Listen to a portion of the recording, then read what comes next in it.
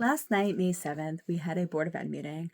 The majority of the meeting was covering the budget. The budget passed in the consent agenda, and it is going to be a 7.5 tax increase. Ms. Hoffman was the only trustee to vote no. All of the other trustees voted yes. To me, that is the takeaway of the meeting.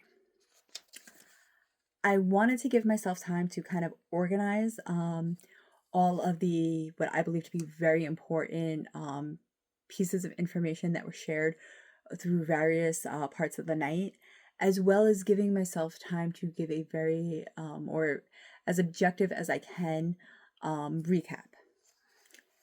During that time, even when I was actually at the meeting, I had members of the public who don't normally come to meetings, and they were confused as to what was happening. I could read the comments, and people online were confused as to what was happening and had questions that weren't really being answered. And I know that when I woke up this morning, there were Facebook messages, there were Instagram messages, I had text messages, people were calling me today. I actually got a few emails. I never got emails before. And there were people who I saw at the meeting that I ran into in person, and they asked me, hey, like, what was this or what was that about? And it became very clear to me that there are questions that aren't just like, hey, what is the increase? People kind of wanted to know why. They're like, when I read the agenda, what you're telling me doesn't match up. How did we get there? And those are all very valid questions. So I'm going to try to answer all of the questions that I've gotten. I did try to reach out to everybody individually. If I didn't, I apologize. But I want to say it here in case you are wondering, the same thing. So I'm going to start with what the budget is at 7.5%. So, and there is some valuable information in here, and this is, for your knowledge. So I'm going to cover this first, and then I'm going to talk about how we got here, right? So if you look at the per pupil cost, it is $29,208 per student. And I'm going to assume that this is a typical student because when this presentation was being given, it was noted that special needs students require different services. So depending on what services are required, changes how much they cost. So for example, there is a student that we cannot care for. We cannot give them the services that they need in district. So we have to send them out of district. And that cost is a little over $120,000 for that one particular student. I do not know, obviously, what each special needs child has, and I did not see a breakdown for that. I will tell you that the special ed program as a whole, and there's various reasons for this, and I'm going to talk about it, is losing about $500,000 a year. That number is increasing, and part of the reason is because we relied heavily on tuition from other towns. Other towns are either starting their own program or sending students to other programs, so then we're not getting that tuition. Or people who lived in other towns and their students came here, we were getting tuition for them, decided to move to Richfield, where they became residents. So not only were we then losing that tuition, we were paying that additional cost per student. And like I said, that varies so much, I can't give you a specific number, but that adds to the cost, and that's where that $500,000 loss annually is coming. And realistically, that may grow if other towns are also facing budget crises and don't send their students to Richfield. It was asked at one of the meetings this year how many students from last year to this year moved into district, and the answer was 12. Additionally, there is state aid. So you can see in 2024, we got this, huge bump, right? And then it kind of started going down. So we saw a huge bump here, then it kind of went down. This past year, the reduction was $38,097. With our debt service aid, that comes to a total of $42,153. So that wasn't terrible. But then you had the third whammy, which is the health insurance. So you have the $500,000, you have the, lowered state aid, and there was hope that maybe we would get more because special ed was supposed to carry more weight. And we were hoping for that. Unfortunately, that didn't come. And then everybody's insurance went up. I know seniors, your Medicare went up too. I know, I read your messages. I get it. I pay for my own insurance. Trust me, I get it. With school districts, and this is something that was passed a few years ago, and it applies to the state of New Jersey, and it's not just teachers, but anybody who works in the school districts. There is a cap based on how much you make, what your salary is, of how much you can pay for your insurance. So the monetary amount went up, but the percentage cannot change. So not only are teachers paying more, obviously the district is paying more, and then on top of that, anybody who could shopped around for insurance. So I first started streaming the Mayor and Council meeting back in October because they were talking about shopping around for insurance. The borough was able to get a different provider and save money. The district could not because, and I'm not sure if it's a user rating or experience rating. I always get it wrong.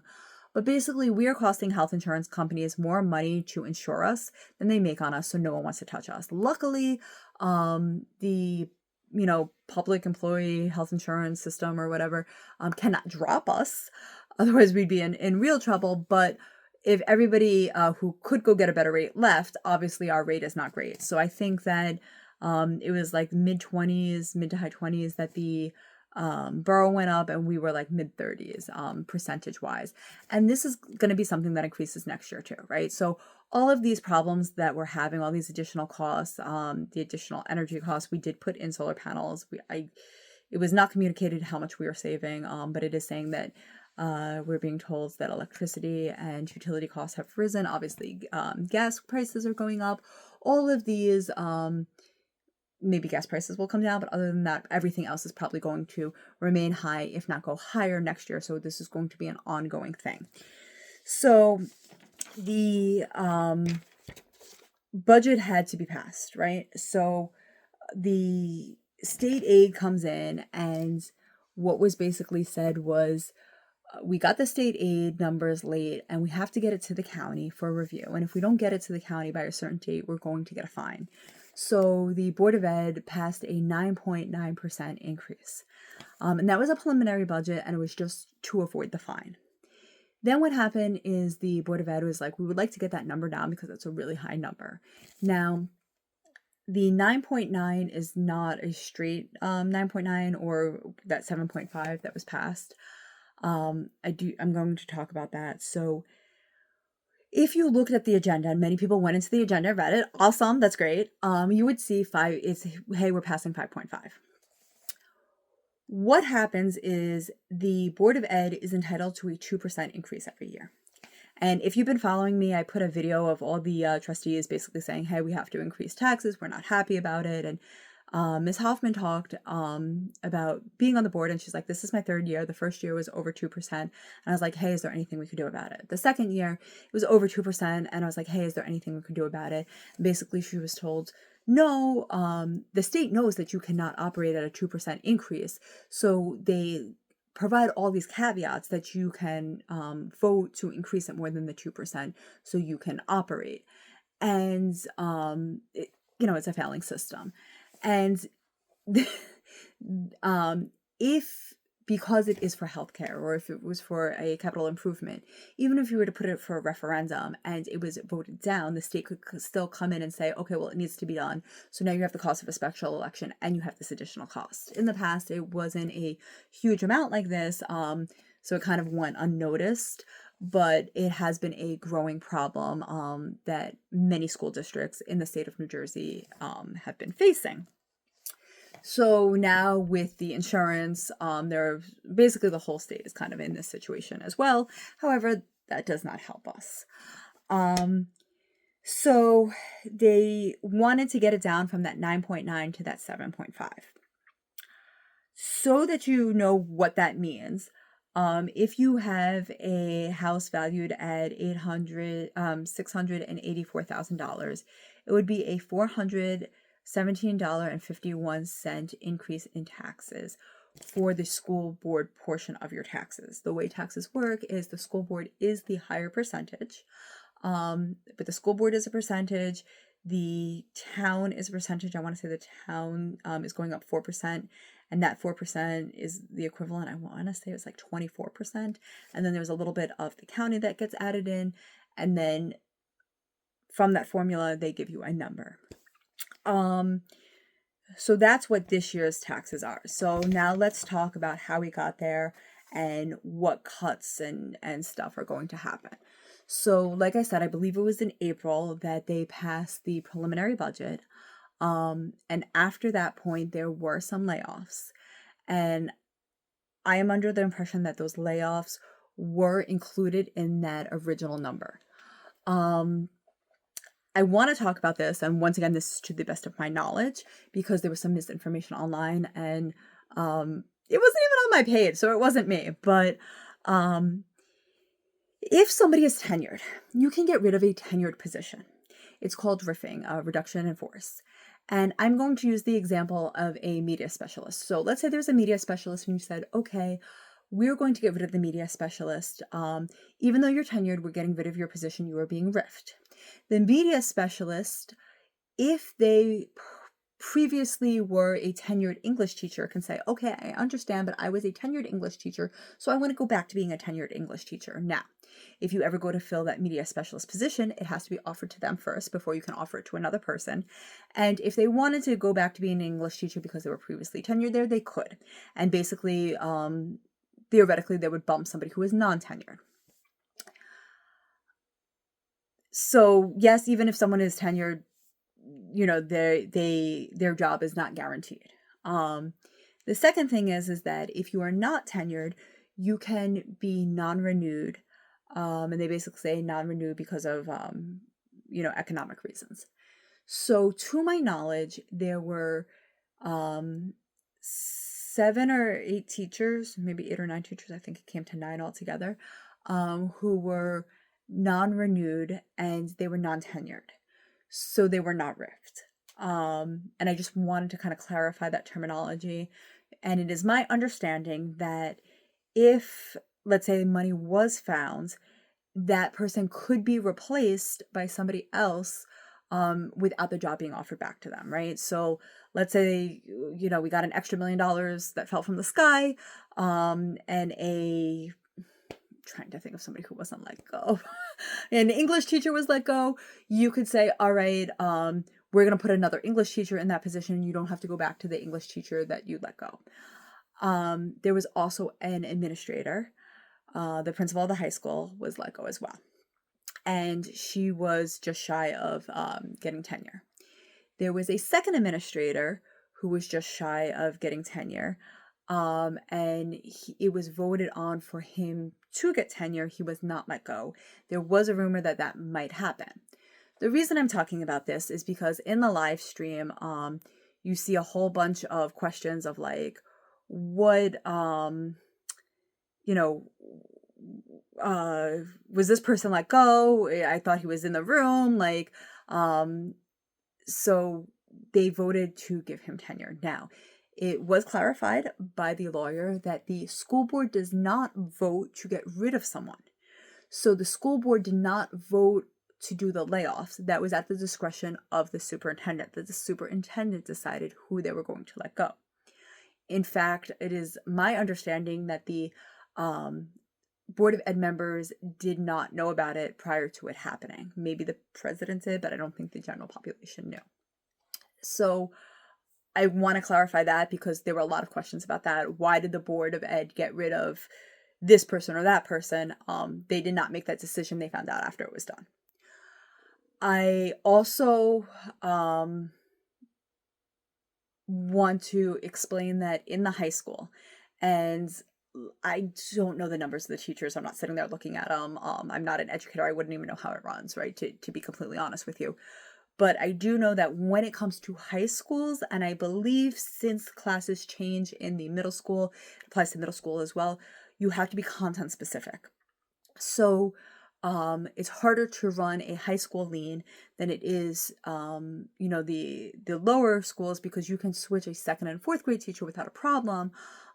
Even within the English department, an English teacher can teach, various courses. However, a chemistry teacher cannot teach physics if they don't have dual certifications. So that is important to know because it does affect the class offerings, which were also discussed. So, taking in all this backgrounds, they went from 9.9, they're going to 7.5%.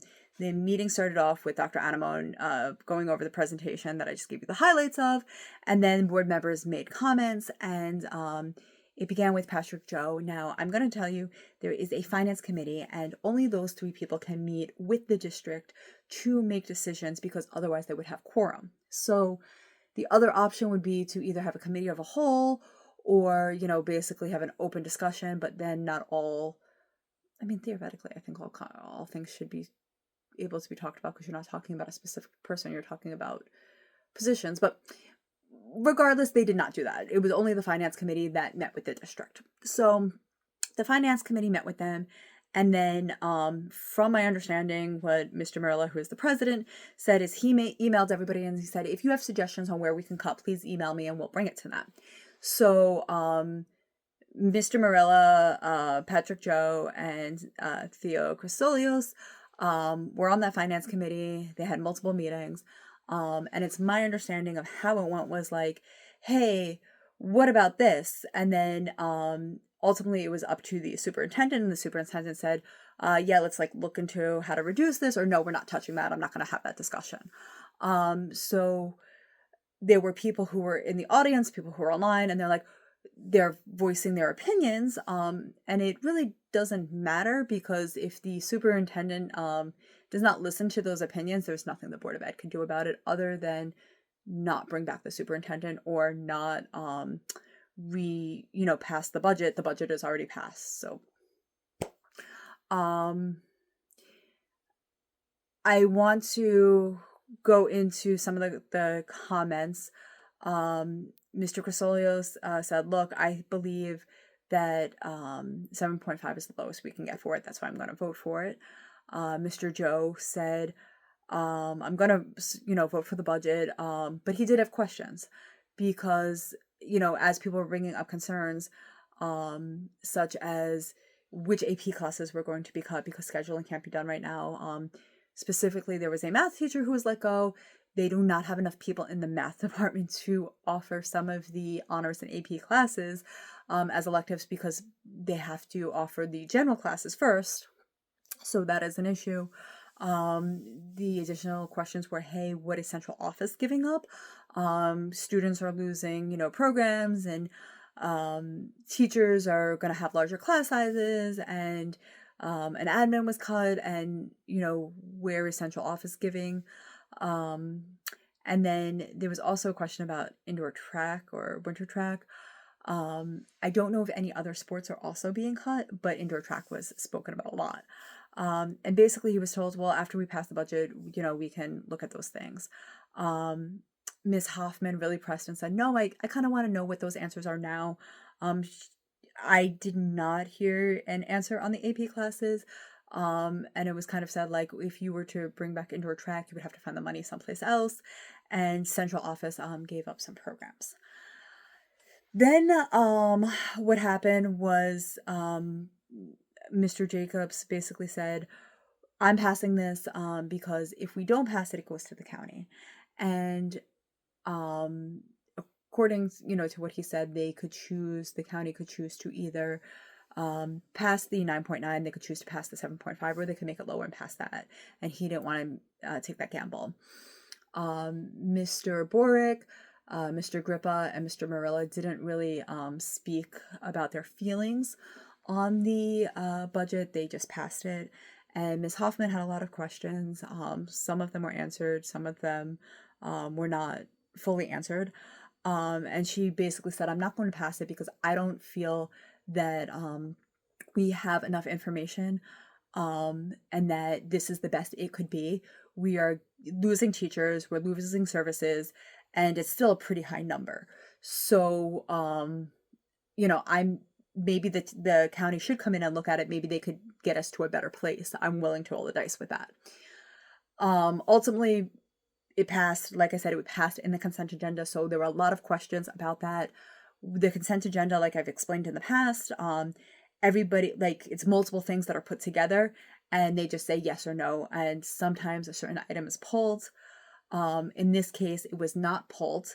So, the audience did not know the budget, not when some people in the audience knew, but not everybody in the audience realized that the budget got passed. It did get passed.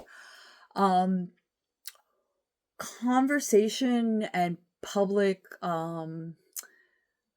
comments, a lot of people came out.